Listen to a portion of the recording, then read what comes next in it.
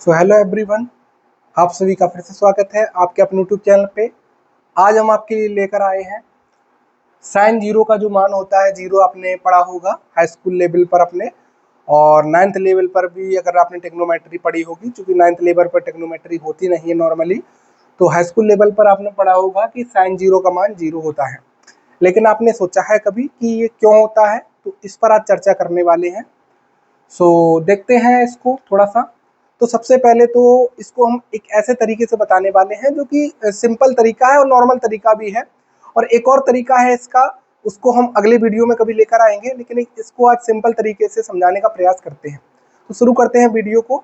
तो सबसे पहले इसको समझने के लिए आपको जस्ट यूज करना पड़ेगा राइट एंगल ट्रायंगल का। ठीक है, तो मैं एक राइट एंगल ट्रायंगल बनाता हूँ यहाँ पे। ये एक 90 डिग्री होता है यहाँ पे, और ये ठीक है, ये मान लीजिए राइट एंगल ट्रायंगल है, और यहाँ पे ये ए इसका वर्टेक्स है, ये बी है और ये सी है। ठीक है, इसका शीर्ष ए बी सी है, उससे ज़्यादा मतलब नहीं है, लेकिन फिर भी मैंने नोटेशन उनको दे दिया। अब यहाँ पे मैं बोलता हूँ कि ये 90 डिग्री है, ये हमारा 90 डिग्री है, और ये हमारा थीटा है। इधर क्या मानते हैं हम लोग? थीटा। ठीक है, तो इधर भी मान सकते हैं आप थीटा, उससे कोई दिक्कत नहीं है, जहां आपको मानना हो वहां मानते हैं। ठीक है, और थीटा हम डिग्री में ले रहे हैं, तो ये थोड़ा सा याद रखना है। अब हम क्या कर रहे हैं कि ये थीटा हो गया, ये 90 डिग्री हो गया, और 90 डिग्री के सामने वाली जो साइड होती है उसको हम लोग हाइपोटेनियस बोलते हैं। ठीक है, हाइपोटेनियस या हिंदी में कर्ड बोलते हैं। ठीक है, इंग्लिश में हाइपोटेनियस बोलते हैं और हिंदी में कर्ड बोलते हैं, क्योंकि हिंदी मीडियम के जो छात्र होते हैं उनको कर्ड ही मालूम होता है। हाइपोटेनियस मतलब मालूम हो भी सकता है, लेकिन उस टाइम पे मालूम नहीं होता है जब वो हिंदी मीडियम में पढ़ते हैं।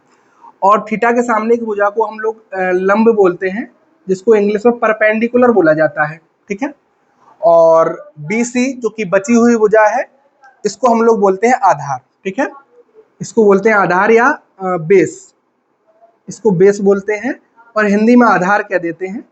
ठीक है, सो सबको समझ में आ सके, क्योंकि इंग्लिश मीडियम वाले को हिंदी में कभी कभी पता नहीं होता, और हिंदी मीडियम वालों को इंग्लिश में पता नहीं होता है। तो ये बेस होता है। अगर मैं यहाँ पे थीटा एंगल मानता तो बेस यहाँ ना होके फिर यहाँ हो जाता, ये परपेंडिकुलर हो जाता। ये याद रखना, जहाँ पे थीटा माना जाएगा उसके सामने की जो साइड होगी उसको हम बोलेंगे परपेंडिकुलर, मीन्स लंब। अब यहाँ पे देखना क्या है आपको कि जो साइन जीरो है वो जीरो होता है, लेकिन हमें कैसे देखना है कि कैसे होगा। सो बेसिकली आप ध्यान से देखिए कि आपने पढ़ा होगा साइन थीटा जो होता है वो परपेंडिकुलर अपॉन हाइपोटेनियस होता है। क्या होता है? परपेंडिकुलर अपॉन हाइपोटेनियस, मीन्स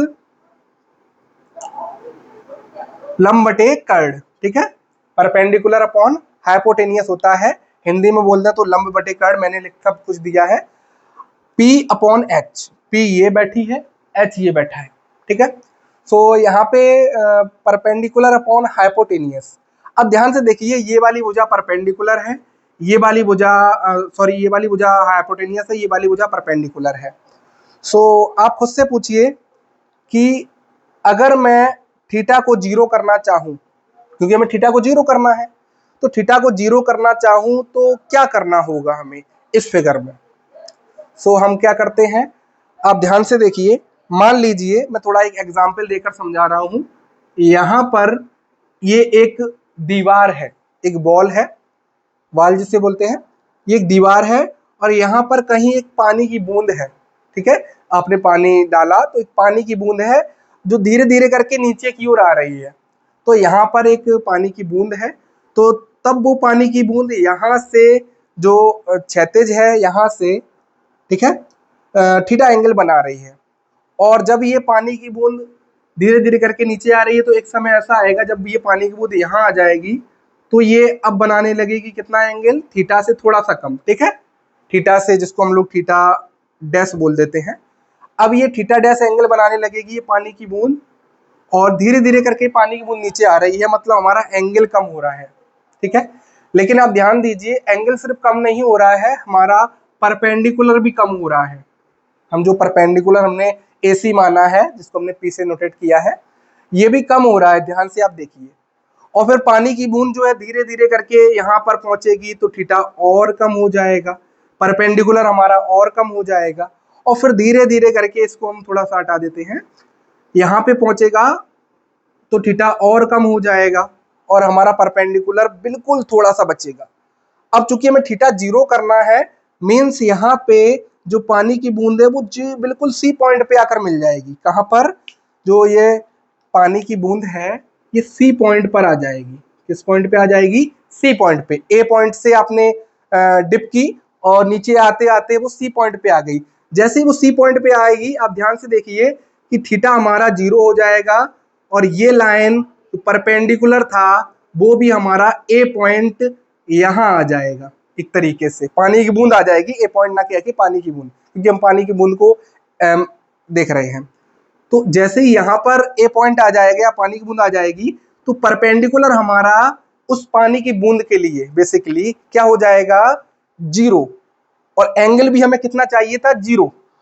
तो हम यहां से तुरंत बोल देंगे कि जैसे ही हमने थीटा को 0 किया डिग्री में, याद रखना, सो ये हमारा वैसे ही हमारा P/H मैंने लिखा है, तो परपेंडिकुलर 0 हो गया। ठीक है, परपेंडिकुलर कितना हो गया? 0 अपॉन हाइपोटेनियस जितना भी रहे। ठीक है, हाइपोटेनियस मान लो बेस के बराबर हो गया, उससे कोई फर्क नहीं पड़ता है, तो हाइपोटेनियस मैंने लिख दिया। और आपको पता होना चाहिए कि परपेंडिकुलर 0 हो गया, हाइपोटेनियस की जगह लिखा हुआ है जितना भी वो हो, 2 4 10 5। तो जैसे ही ऊपर 0 हुआ, न्यूमरेटर में जैसे ही 0 हुआ, अंश में जैसे ही 0 हुआ, हमारा जो आंसर है वो 0 आ गया। कितना आ गया? 0। तो हमारा आंसर 0 आ गया। इसका मतलब हमने प्रूफ कर दिया कि साइन 0 का मान हमारा कितना होता है? 0। ठीक है, क्योंकि आपको पता है 0 में किसी भी संख्या का डिवाइड देने पर 0 मिलता है, बशर्ते हर में 0 नहीं होना चाहिए। ठीक है, डिनोमिनेटर में 0 नहीं होना चाहिए। तो डिनोमिनेटर में आपको कभी 0 नहीं मिलेगा, यहाँ से देख लीजिए आप। तो यहाँ से हमने प्रूफ कर दिया कि साइन 0 का मान 0 होता है। आने आने वाले वीडियो में हम साइन 0 के अलावा कॉस 0, टेन 0 और साइन 90, टेन 90, कॉट 90 सबके ऊपर चर्चा करेंगे कि इनका मान 0, 1 या इन्फिनिटी जिसको आप लोग बोल देते हैं क्यों होता है। ठीक है, सो अगर आपको ये वीडियो पसंद आया हो, चीज़ें समझ में आई हो, तो ज़रूर से अपने दोस्तों के साथ शेयर कीजिए और कोशिश कीजिए कि वीडियो को लाइक कर दीजिए। और आने वाले वीडियो के लिए हमारे चैनल को सब्सक्राइब जरूर से कीजिए। चलिए चलते हैं, मिलते हैं अगली वीडियो में।